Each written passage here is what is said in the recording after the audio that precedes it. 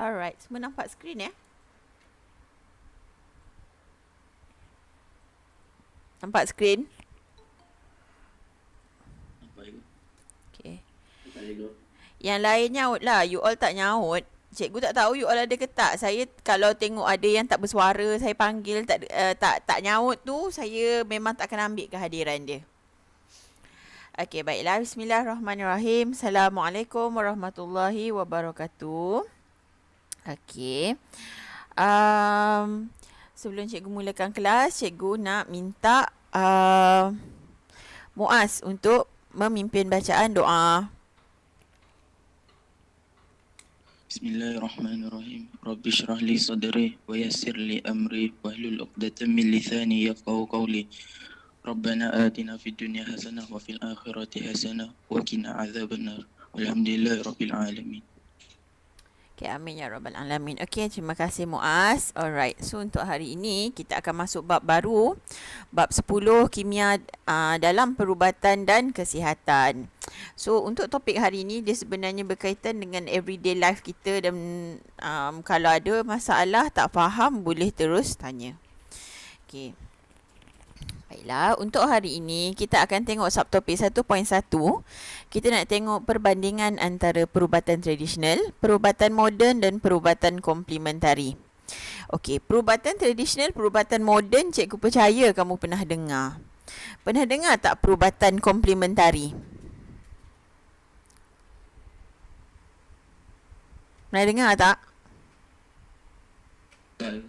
Tak pernah? Okey, so perubatan nanti kita akan tengok apakah perubatan komplementari Okey, so kita tengok dekat sini, kita tengok pertama takrifan perubatan.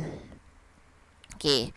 So perubatan boleh ditakrifkan sebagai amalan yang berkaitan dengan kesihatan bagi tujuan mencegah, merawat atau menyembuhkan penyakit serta memelihara kesihatan fizikal dan mental. So itu adalah perubatan. So kita berubat, kita mengamalkan perubatan atau kita berubat, kita pergi berubat adalah dengan tujuan untuk cegah atau rawat penyakit. Itu adalah ditakrifkan sebagai perubatan. Jadi bidang perubatan sekarang ni dia boleh dikelaskan, dibahagikan kepada 3. Yang pertama adalah perubatan moden. Okey. Yang kedua adalah perubatan komplementari. Dan yang ketiga adalah perubatan tradisional. Okey, ada perbezaan antara ketiga-tiga perubatan ni daripada segi amalan dan juga daripada segi bahan-bahan yang digunakan untuk merawat. Okey. So sebelum tu kita tengok sikit je berkenaan sejarah perkembangan sejarah perubatan. Okey. So herba mula digunakan untuk merawat pesakit pada 49,000 tahun dahulu oleh orang Neanderthal. Kira zaman-zaman batu, zaman-zaman dululah.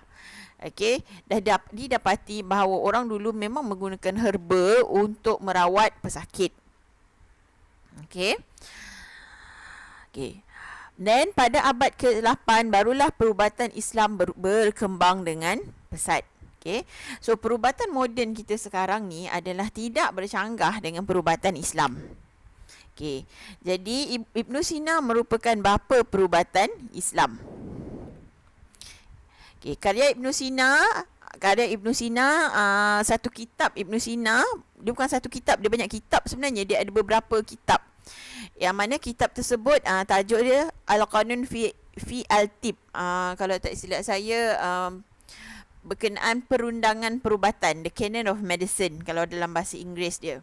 Okey, perundangan perubatan. Okey, karya oleh Ibn Sina digunakan sebagai buku teks perubatan untuk beberapa dekad. Okey, antara sumbangan Ibn Sina yang lain adalah seperti berkenaan dengan anatomi manusia. Okey, banyak karya Ibn Sina dalam mengkaji jenis-jenis penyakit. So Ibn Sina bukan sahaja Ibn Sina sebenarnya adalah bapa perubatan moden lah dalam Islam.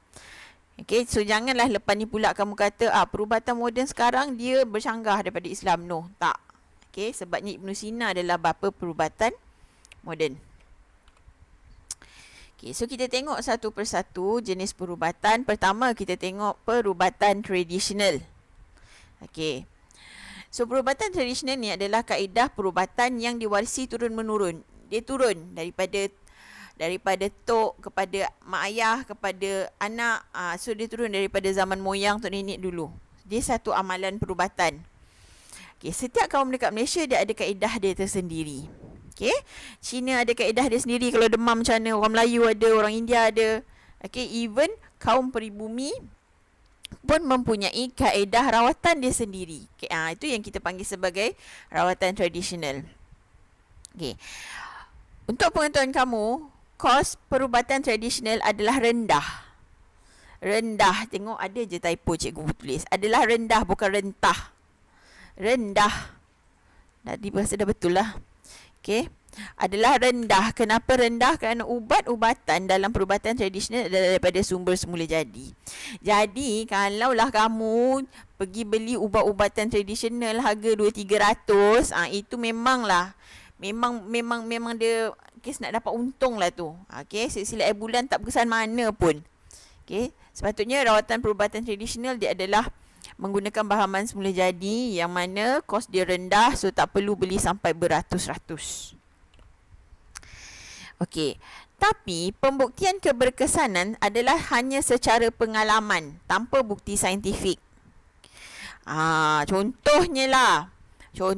Amalan perubatan tradisional seperti untuk menghilangkan jerawat. Contoh, kawan cikgu dulu pernah cerita. Nak hilangkan jerawat, dia kata basuh muka dengan menggunakan air basuhan beras yang pertama.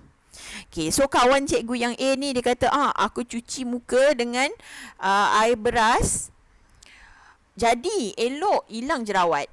So kawan cikgu yang kedua B pun try. So bila B try, dia kata, jerawat aku naik. So nampak tak kat situ?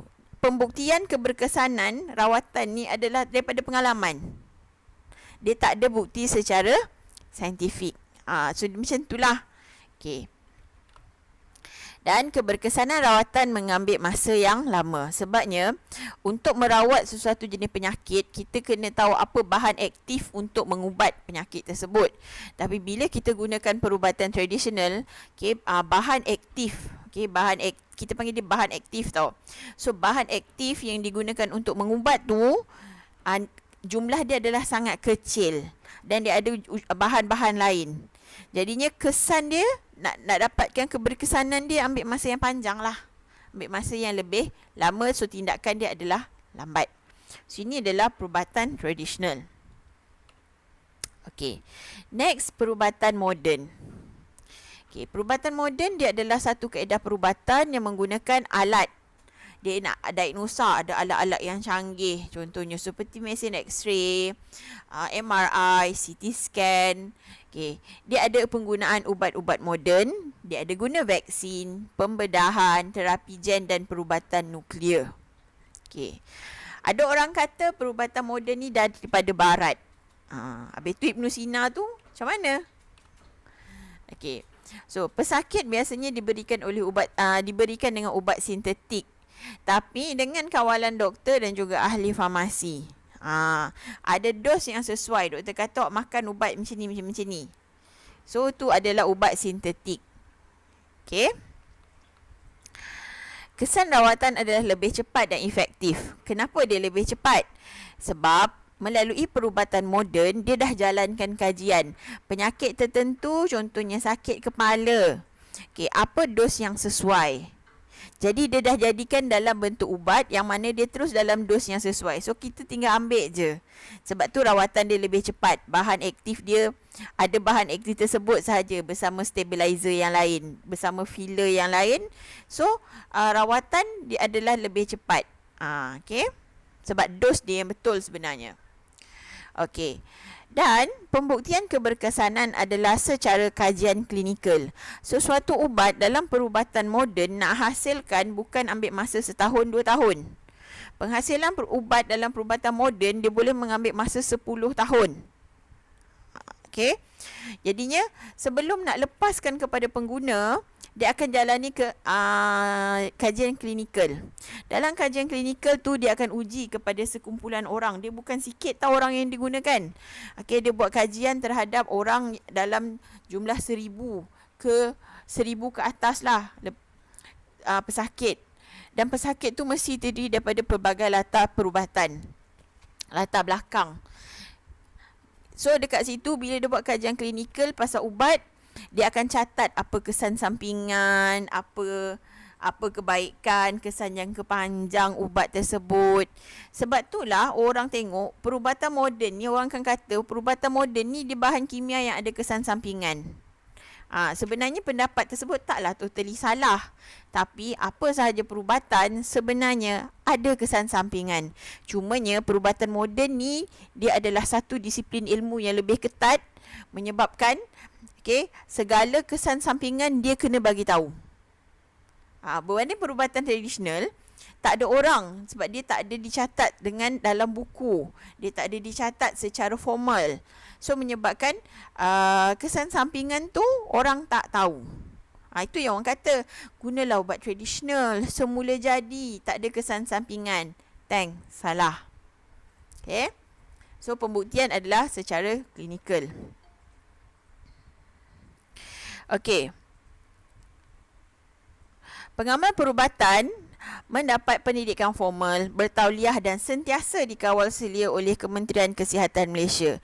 So, mana-mana pengawal perubatan moden seperti ahli farmasi, doktor, jururawat, ahli fisioterapi,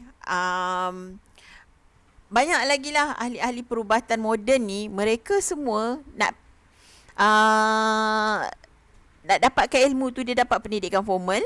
Dia kena ada tauliah dan dia ada kebenaran daripada KKM. Kalau dia tak ada kebenaran daripada KKM, dia menjalankan konsultan ataupun dia menjalankan rawatan tanpa sijil yang sah, dia boleh kena tindakan. Okey. Kos rawatan adalah lebih tinggi sebab ubatan sintetik kena beli. Nak diagnose kena bayar. Okey. So kalau kamu kata dekat hospital kerajaan tu lebih murah sebab government yang cover kos-kos tersebut. Okey, kos-kos tu sama je sebenarnya dengan hospital swasta. Cuma ni kat hospital kerajaan, banyak kerajaan dah sponsor. So kita tinggal bayar sikit je. Okey. Masuk pergi klinik bayar RM1. Okey, pergi jumpa pakar bayar RM5. Tu yang jadi murah. Ubat-ubatan pun dapat free. Next adalah perubatan komplementari. Okey, perubatan komplementari ni adalah kaedah rawatan sampingan dengan rawatan moden. Dia adalah kaedah sampingan. Okey, dia tidak melibatkan pembedahan, jahitan dan biasanya dia tak bagi ubat. Okey, rawatan yang diberi adalah rawatan secara fizikal sahaja. Lazimnya kurang kesan sampingan. Okey. Pengamal perubatan komplementari masih mengambil kira pandangan pengamal perubatan moden dan juga tradisional. So, dia nak jalankan rawatan ni, dia kena tahu pandangan daripada doktor dulu. Okay, doktor kata, okay, awak boleh dapatkan rawatan komplementari. Yes, baru kamu boleh pergi. Okey, sekarang ni kita ada Akta Perubatan Tradisional dan Komplementari, yang mana Akta Perubatan ni mengawal selia pengamal perubatan komplementari dan tradisional. Okey, kalau dulu Akta Perubatan ni dia tertakluk untuk pengamal perubatan moden. Sekarang ni kita dah lebih terkehadapan ada menggubal Akta Perubatan Tradisional dan juga Komplementari. Okey. Contoh perubatan komplementari adalah seperti senaman, fisioterapi, berbekam, aquapuncture, urutan, yoga dan meditasi. Cuma perubatan komplementari ni, kamu kalau nak untuk dapatkan perubatan komplementari, okey, cikgu sangat-sangat menggalakkan carilah perawat yang berdaftar dengan Kementerian Kesihatan Malaysia. Okey, sebab rawatan kalau dia berdaftar dengan Kementerian Kesihatan Malaysia, okey, sekiranya berlaku kecuaian, sekiranya berlaku mudarat kepada kamu selepas rawatan, okey, kamu boleh ambil tindakan. Sebab mereka tertakluk dengan Akta Perubatan Tradisional dan Komplementari. Okay, next. Ubat. Okay, selalu dapat ubat. So, apakah ubat? Okay, ubat merupakan dadah atau bahan yang diambil untuk mengawal kesihatan, merawat atau mencegah penyakit. Jadi, untuk pengetahuan kamu, ubat ni adalah suatu dadah sebenarnya. Okay, tapi dadah yang dibenarkan ambil. Ataupun ada seorang doktor pernah cerita kat cikgu, dia kata, ubat ni sebenarnya racun. Okay, ubat ni adalah sebenarnya racun, tapi racun kepada orang yang sihat. Okay, ubat adalah racun kepada orang yang sihat. Maksudnya orang kalau sihat, ambil ubat. Ubat hanya diambil oleh orang yang sakit. Sebab tu dia kata racun. Orang yang sihat tak payah ambil. Orang yang sakit je boleh ambil. Untuk merawat kesihatan dia, merawat penyakit dia. Okay. Ubat ni hanya boleh diperoleh daripada pihak yang bertauliah seperti doktor dan ahli farmasi yang berlesen. Jangan beli ubat atas talian. Sekarang kan zaman-zaman semua benda atas talian online. Shopee ada, Lazada ada, semalam baru 99. Jadi jangan beli ubat atas talian. Okay, secara online. Kalau nak beli ubat secara online, pastikan kamu beli melalui farmasi yang berdaftar. Ada farmasi berdaftar sekarang yang menjual produk mereka di Shopee, tapi hanya ubat-ubat tertentu saja. Ada ubat memang kamu kena pergi farmasi sendiri untuk dapatkan. Okey. Ingat, jangan ambil ubat daripada orang menjual online kat WhatsApp. Ivermectin sekarang ni jual. Okey, tak boleh. Okey, so kita tengok satu persatu ubat-ubatan yang digunakan dalam setiap perubatan. Okay, tengok perubatan tradisional yang pertama. Okay. So, perubatan tradisional, ubat-ubatan dia adalah daripada sumber semula jadi. Daripada tumbuh-tumbuhan, daripada haiwan yang ada dekat sekitar kita. Sebab itulah ubat dalam perubatan tradisional ni, kos dia adalah lebih murah. Sebab benda tu ada dekat sekeliling kita. Contoh pertama adalah aloe vera. Cari je lah kat rumah siapa-siapa ada je tanam aloe vera ni. Okay, aloe vera ni, lendir aloe vera ataupun kamu panggil lidah buaya. Lendir dia disapu untuk mengurangkan kesakitan akibat selaran matahari. Kamu suka berjemur, bercucuk tanam, kamu pun berjemur. Bila berjemur, kamu rasa kulit jadi pedih. So, kamu mengalami selaran matahari ataupun sunburn. Okay, kamu mengalami selaran matahari. So, kamu sapu dengan lendir aloe vera untuk mengurangkan kesakitan. Bukan nak bagi dia putih, nak kurangkan rasa sakit tu je. Sebab lendir dia tu bersifat dia sejuk, menyejukkan. Okay, kawasan tersebut. Okay, kedua adalah ginseng. Ginseng biasanya dalam perubatan Cina lah. Dia digunakan untuk memelihara kesihatan. Okay, minum air rebusan ginseng contohnya. Okay, halia. Halia ni pun benda yang ada kat dapur kita. Melegakan bengkak-bengkak pada badan.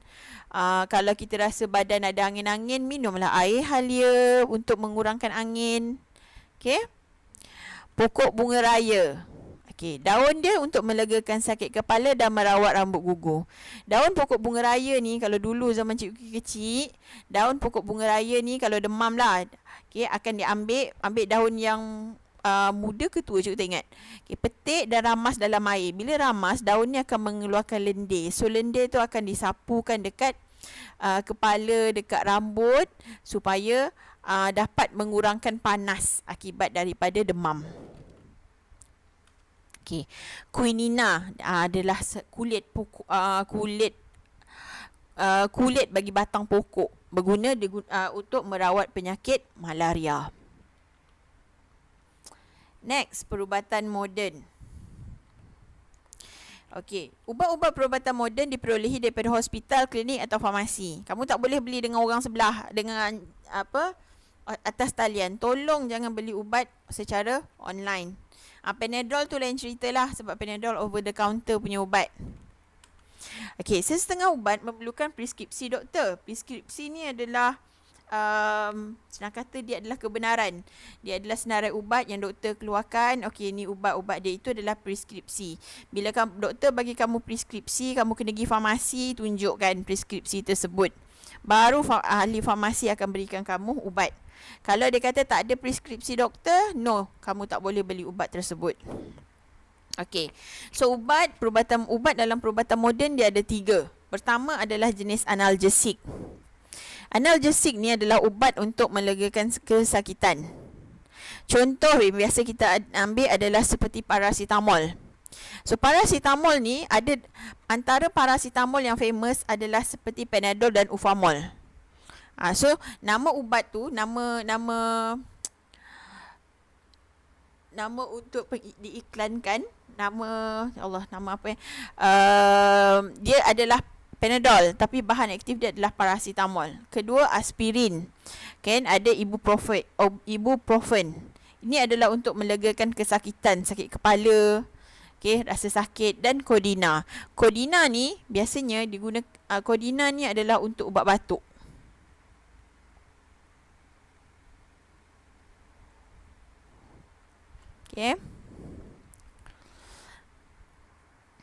Seterusnya, ubat dalam perubatan moden, jenis yang kedua adalah antibiotik. Tadi analgesik. Yang ini adalah jenis antibiotik.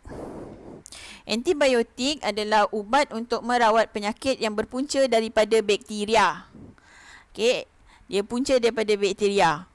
Sebabnya antibiotik ni dia boleh merencat pertumbuhan bakteria. Biasanya antibiotik disintesis atau dihasilkan dari kulat atau bakteria. Antibiotik adalah ubat yang kamu boleh beli kat farmasi tapi perlukan preskripsi doktor. Kalau ada doktor kata kamu kena beli, yes, baru kamu boleh beli. Kalau tak boleh, sebab kita takut ada satu masalah yang wujud adalah kerintangan antibiotik. Kalau kamu demam sekalipun, kamu tak boleh senang-senang minta antibiotik. Sebab doktor kena tentukan adakah demam kamu berpunca daripada bakteria atau demam kamu berpunca daripada virus. Kalau demam kamu berpunca daripada virus, kamu memang tidak akan diberikan antibiotik. Sebab antibiotik bukan untuk merawat penyakit akibat daripada virus. Contoh antibiotik adalah seperti penicillin dan juga streptomycin. Biasanya antibiotik ni dia ada isin, mycin, silin, nama hujung dia. Itu memang adalah antibiotik. So penicillin boleh digunakan untuk merawat penyakit seperti gonorrhea, syphilis dan meningitis.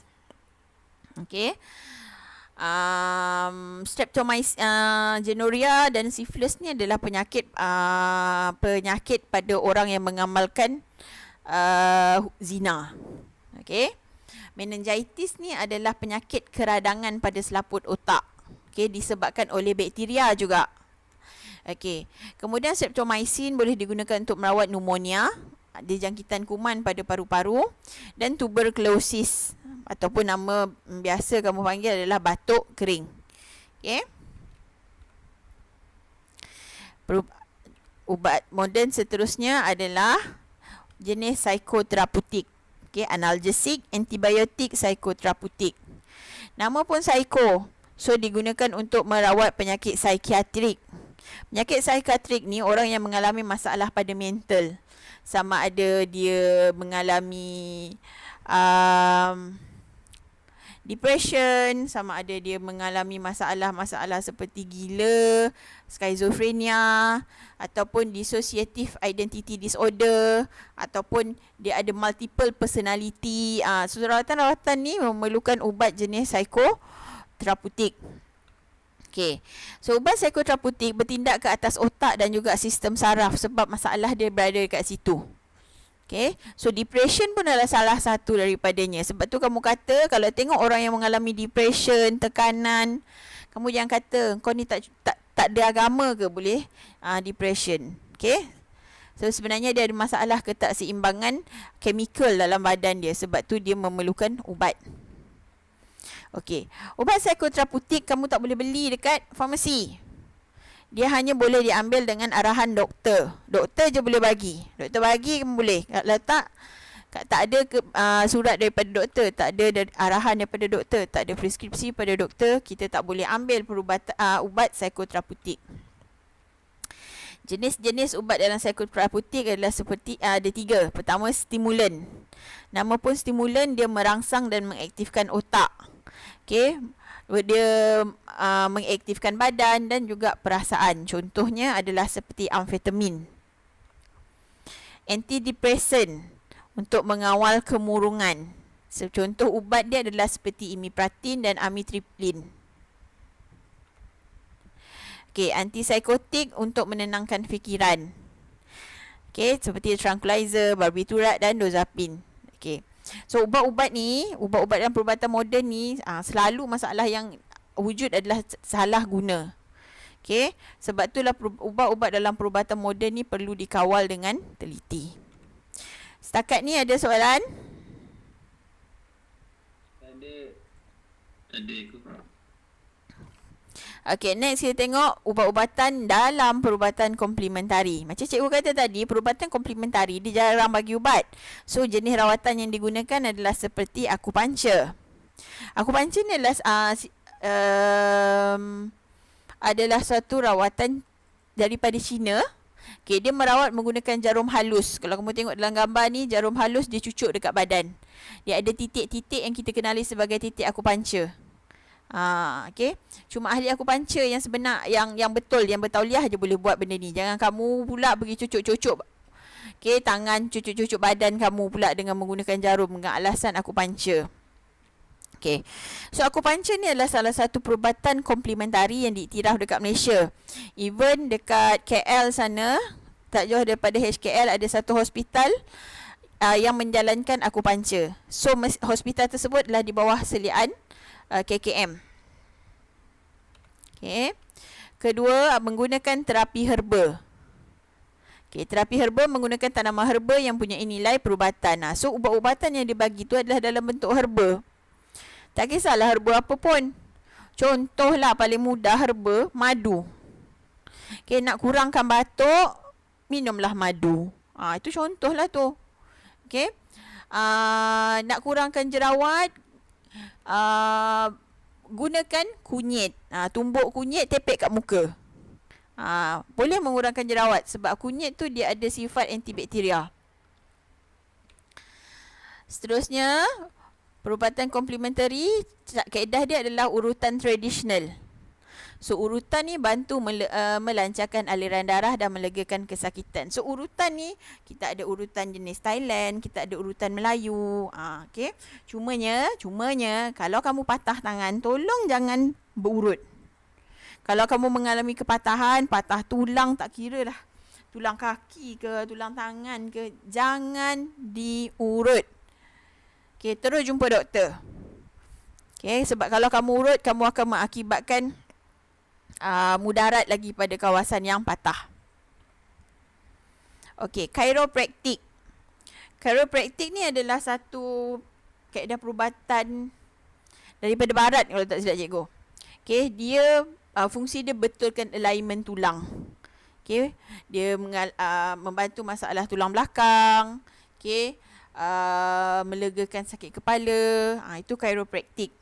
So chiropractic ni, ni pun cikgu nak remind. Chiropractic ni, tolonglah kalau kamu nak dapatkan rawatan chiropractic, dia berbeza dengan urutan tau. Urutan dia urut-urut macam tu.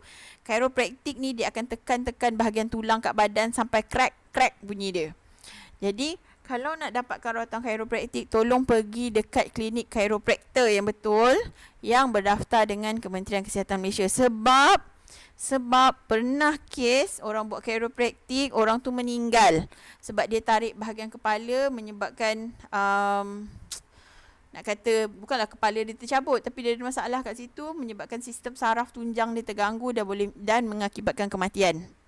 Dan chiropractor tersebut terlepas daripada tindakan undang-undang kerana dia tidak tertakluk dengan Akta Perubatan Tradisional dan Komplementari. So kamu kena hati-hati. Last sekali adalah homopati. Okey, homopati ubat daripada sumber semula jadi tanpa bahan kimia tambahan. Okey. Cumanya homopati ni dia sebenarnya menggunakan bahan kimia semula jadi yang ada dalam tumbuh-tumbuhan sebenarnya. Okey, dan homopati ni dia akan ambil masa lambat sikit sebab homopati ni dia konsep dia adalah introduce bahan pada badan kita yang mana merangsang badan kita untuk menghasilkan satu tindak balas untuk pulih. Contohnya lah kalau ambil ubat homopati untuk demam. Okay, kamu ambil ubat homopati untuk demam, so ubat homopati tu akan menyebabkan kamu demam dengan lebih teruk. Okay, tapi daripada masa yang sama, ubat homopati tu menyebabkan kita punya sistem antibody dalam badan dirangsang untuk mengubat demam tersebut. Itu ubat homopati. Dan kalau ikut undang-undangnya, ubat homopati ni, ubat tu dia kena bancuh depan kamu. Dia kena buat depan kamu. Ubat homopati ni tak boleh dia dah siap-siap bancuh dan dia bagi kamu, tak boleh. Okay, kalau ikut undang-undang perubatan homopati yang ada dekat Malaysia, kalau kamu pergi homopati, dia kena bancuh ubat tu depan kamu, buat ubat tu depan kamu mengikut apa sakit kamu. Bukannya dia bagi macam kat farmasi, ubat-ubat, tak boleh. Okay, itu adalah konsep yang salah. Okay, setakat ni ada soalan? Tak ada je. Dia kalau tak ada tu, satu dia tak faham apa-apa. Satu betul-betul dia faham, sebab kalau ikutkan topik ni sebenarnya dalam daily life. Sama ada kamu memang tak mengambil tahu berkenaan dengan daily life ataupun kamu memang tak faham apa benda yang cikgu ajar. Okey. Jadi ubat-ubatan tradisional, basically lah ubat-ubatan tradisional diperoleh daripada sumber semula jadi seperti tumbuhan dan haiwan. Manakala ubat-ubatan moden adalah daripada ubat sintetik. Ubat sintetik ni ubat buatan manusia. Ubat buatan manusia ni kenapa dibuat adalah sebab kita nak hasilkan bahan aktif tersebut. Okay? Kita nak bahan aktif tersebut yang hampir sama dengan bahan semula jadi. Sebenarnya perubatan moden ni pun dia adalah berdasarkan ubat-ubat dalam perubatan moden ni adalah berdasarkan ubat-ubat semula jadi sebenarnya. Cumanya dia dibuat secara sintetik supaya tidak banyak supaya dapat dihasilkan dengan cepat. Itu sebenarnya. Okey, setiap ubat digunakan mesti ada kesan sampingan. Ingat cakap saya, setiap ubat yang digunakan mesti ada kesan sampingan. Tak kira lah ubatan tradisional ataupun ubatan moden, mesti ada. Bezanya kamu rasi atau tak dengan ubat tersebut. Okey. Oleh itu, kita perlulah bijak memilih kaedah perubatan yang sesuai dan mendapatkan nasihat daripada pakar yang bertauliah sekiranya mempunyai masalah kesihatan. Jadi kalau kamu ada masalah kesihatan, pergi jumpa doktor. Untuk tahu apa masalah kamu. Bukannya ada masalah kesihatan, kamu pergi tanya dekat online. Aku macam ni lah. Malam tadi kaki kejang, tak tahu nak buat apa. So macam-macam lah orang, belilah produk tu, belilah produk ni, belilah produk tu. So itu adalah tindakan yang salah. Ada masalah kesihatan, cari nasihat daripada orang yang bertauliah. So dalam kes ni cari doktor. So kita nak tengok perbandingan ciri ubatan buatan manusia dan semula jadi. Okey. Biasanya ubat-ubatan yang buatan manusia yang sintetik ni lah. Okey, dihasilkan di makmal dan dikomersialkan secara besar-besaran untuk kegunaan ramai. Okey. Contohnya vitamin C. Vitamin C dalam bentuk pil itu adalah sebenarnya ubatan buatan manusia dan bukan ubatan semula jadi. Okey. Vitamin-vitamin yang kita dapat tu itu bukan yang beli dalam bentuk pil, dalam botol. Itu bukan bentuk semula jadi. Okay, memang dia ekstrak daripada sumber semula jadi, tapi masalahnya dia dah diekstrak. So ubat yang semula jadi adalah yang diperoleh daripada tumbuhan dan haiwan. Contohnya vitamin C daripada buah. Nak dapatkan vitamin C daripada buah, makan buah kiwi, makan buah oren, makan buah jambu batu. Itu adalah sumber semula jadi.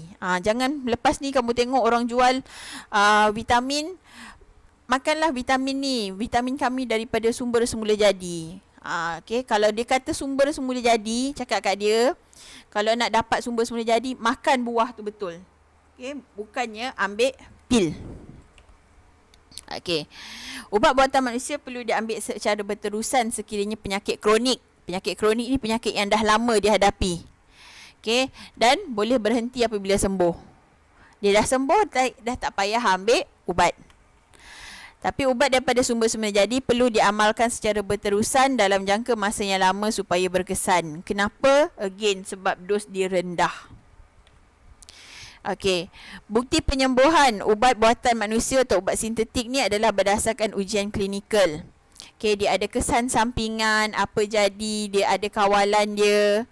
Okey. Okey, ubat daripada sumber semula jadi bukti penyembuhan melalui kepercayaan dan pengalaman orang terdahulu. Okey, contohnya apa contoh cikgu nak bagi? Okey. Orang kata minum air teh halia dapat mengurangkan angin. Ada orang dia boleh kurangkan angin dengan halia. Ada orang dia tak boleh. Okey. Okey. Ubat buatan manusia boleh dapat kesan sampingan jika guna tanpa nasihat doktor. Nampak? Tanpa nasihat doktor, guna sendiri je. Ataupun tidak mengikut dos yang betul. Contohnya, kamu sakit kepala. Sepatutnya dengan berat badan kamu cuma perlu mengambil sebiji sahaja Panadol Activas contoh. Sebab sebiji Panadol Activas ada 500 mg paracetamol. Tapi kamu kata ambillah banyak-banyak sikit. So bila ambil banyak, kamu kata boleh sembuh dengan cepat. Tak. Itu dah dos yang tidak betul. Kamu ambil ubat banyak-banyak, ubat yang banyak yang lebih-lebihan tu akan dibuang daripada badan. So buang masa. Jadi kamu perlu ambil dos yang betul, sebiji Panadol dalam jangka masa 4 ke 6 jam. Lepas tu baru ambil Panadol lain. Okey. Ubat sumber semula jadi pun sama. Dia ada risiko dapat kesan sampingan kalau guna tanpa nasihat doktor atau pesakit tidak mengikut dos yang betul. Okey. Ada satu pelajar tahun lepas ke bila dia cerita atuk dia suka ambil air ketum. Tahu air ketum? Air daripada daun ketum. Pernah dengar tak? Pernah. Okey, air daripada daun ketum ni orang tua ni suka amalkan sebab dia kata air daripada daun ketum ni dia menyegarkan badan. Okey. So kalau tak ambil badan nanti jadi lemah. So menyebabkan air daripada daun ketum ni dia akan diambil secara berterusan. Itu dah dos dia dah tak betul lah tu. Okey, sebabnya nanti bila tak ambil menyebabkan dia akan rasa lemah. So itu dah menunjukkan pengambilan dos yang tak betul tanpa nasihat doktor dan dia ada simptom ketagihan. So macam tu. Jadi janganlah kata ubat daripada sumber semula jadi ni tak ada kesan sampingan. Okey. Ini cikgu tambah lah, tak ada dalam silibus kamu. The dose makes the poison. Maksudnya, dos itu yang menyebabkan racun. Kalau kita ambil sikit, tak ada masalah. Badan kita boleh buang. Kalau kita ambil banyak, itu yang menjadi mudarat. Okay. Sebenarnya, dalam makanan-makanan kita seharian, ada je sebenarnya bahan-bahan toksin, bahan-bahan yang berbahaya pada kesihatan. Contohnya, apple. Biji apple tu, dia ada bahan kimia, apa nama dia? Allah. Kat sini dia kata amygdalin. So dia adalah bahan kimia yang boleh menyebabkan racun. Okey, yang ada pada biji apple. Tapi bahan tersebut nilai dia adalah 0.6 gram pada 1 kilogram biji. So sebiji tu berapa gram je lah. So jadi bahan racun tu adalah kecil. Jadi sekiranya racun itu ada dalam jumlah yang sangat kecil, sebenarnya dia tidak mendatangkan mudarat. So janganlah kamu kata disebabkan dia ada bahan kimia, kamu kata dia adalah harmful. Tidak. Okay. Dia berbahaya bukan sebab dia bahan kimia. Dia selamat bukan sebab dia adalah bahan semula jadi. Tapi setiap bahan yang menyebabkan dia bahaya adalah dos dia. Okay. Okay, so kita tengok penyalahgunaan ubat-ubatan. Apakah penyalahgunaan ubat-ubatan? contoh penyalahgunaan ubat-ubatan adalah seperti kebergantungan secara berlebihan terhadap ubat-ubatan. Macam tadilah cikgu kata. Okey, ada pelajar cerita kat cikgu, nenek dia kata, okey, kalau dia tak minum air ketum menyebabkan badan dia lemah, so menyebabkan dia bergantung secara lebih-lebihan. Bila minum air ketum, so dia rasa badan dia segar dan dia boleh melakukan kerja-kerja seharian. Itu adalah kebergantungan secara berlebihan terhadap ubat-ubatan. Itu adalah penyalahgunaan ubat-ubatan. Kedua, ambil ubat bukan tujuan perubatan. Ingat, ubat itu adalah untuk merawat sakit. Okay, ubat bukan digunakan untuk suka-suka. Ubat bukan digunakan untuk menyegarkan badan. Atau ubat bukan digunakan untuk harian. Ubat diambil untuk orang yang sakit. Kalau tak sakit, tak ambil ubat. Penggunaan ubat yang tidak mengikut peringkat umur. So, setiap peringkat umur dia ada dos ubat yang sesuai. Okay. Contoh paling mudah lah. Okay, contoh paling mudah, madu. Okay, madu bahan semula jadi kan. Kalau batuk, cikgu kata tadi, batuk ambil madu. Tapi, kanak-kanak yang bawah umur 1 tahun ke 2 tahun, dia tak boleh ambil madu. Sebab dalam madu tu ada bakteria yang mana bayi tidak mempunyai keimunan terhadap bakteria tersebut. Kalau bayi ambil madu, boleh menyebabkan bayi tersebut mengalami keracunan. So, ini contoh pengambilan ubat yang tidak mengikut peringkat umur. Okay. Pengambilan ubat yang tidak mengikut dos yang ditetapkan. Okay. Contoh paling mudah lah. Doktor pesan, okay, doktor bagi kamu antibiotik. Okay, doktor bagi antibiotik, doktor kata, okay, antibiotik ni awak ambil 3 kali sehari. Okay, sebiji 3 kali sehari lepas makan. Tapi kamu pun kata, leceh lah nak ambil 3 kali. Susah lah. So, kamu pun kata, ambil je lah. Kamu pun ambil 3 biji sekali makan. 3 biji sekali makan. Sama lah tu. 1 hari 3 kali. So, aku ambil 3 biji sekali. Cover lah terus. No, salah. Okay, itu dah tidak mengikut dos yang ditetapkan. Dos yang berlebihan akan dibuang daripada badan. Tu kalau dia buang, kalau lepas tu menyebabkan kamu mabuk, muntah, itu adalah kesan sampingan dia lah. Okay, so ambil ubat ikut dos yang ditetapkan. Doktor kata 3 kali sehari, 3 kali sehari. Bukan 3 biji sekali makan. Okay, penggunaan ubat tanpa preskripsi doktor. Contoh paling mudah lah. Contoh paling mudah, Ahmed. Ahmed ada adik Ahmed hari tu demam. Okay, jadi doktor bagi ubat demam dekat adik Ahmed. Okay. Ubat demam tu. So, tiba-tiba Ahmed demam. Ahmed kata, tak payahlah beli ubat demam. Tengok ubat demam adik dah ada. Kamu pun ambil ubat adik. So, itu adalah pengambilan ubat tanpa preskripsi doktor. So, tak boleh.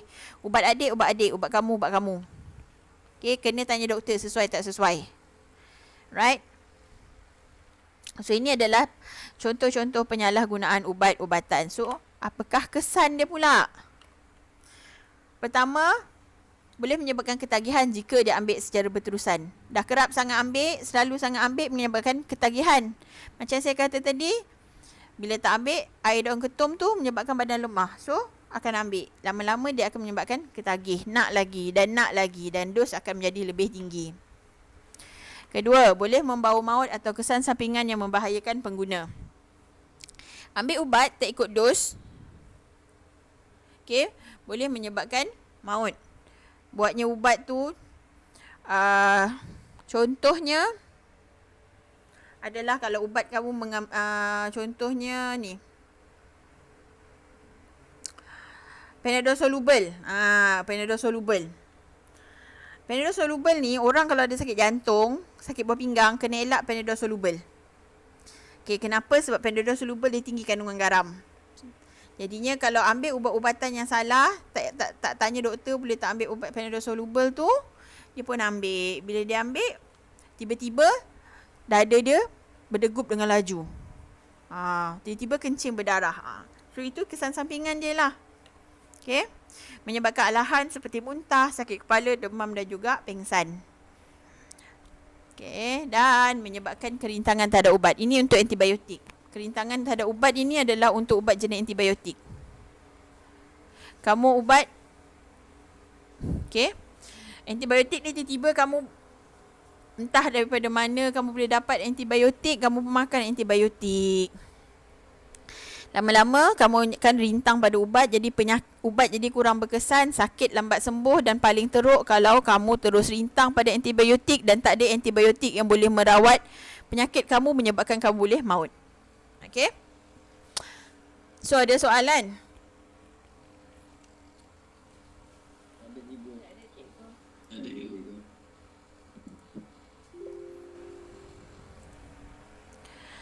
Okey, kalau tak ada soalan, so cikgu harap tolong siapkan